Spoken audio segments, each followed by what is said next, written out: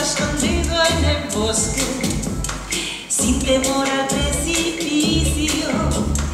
Miro el águila volar, bebo del primer rocío y acompaño al río a besar el mar. Soy feliz oliendo el jazmín y su perfume sutil cuando me baño en el lago, contemplando el atardecer que deja el día.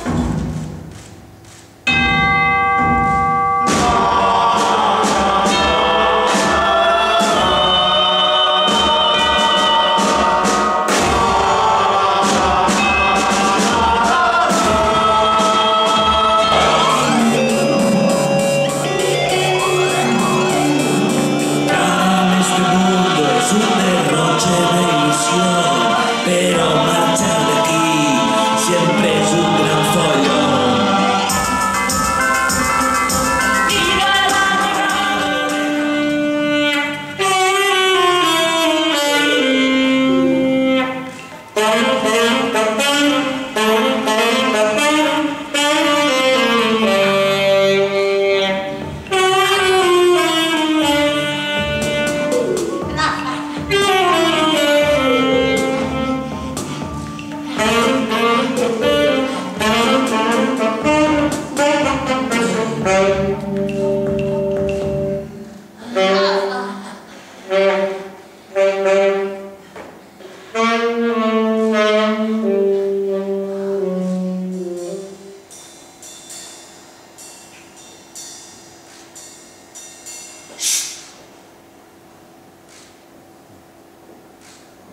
¡Padre! ¡Padre!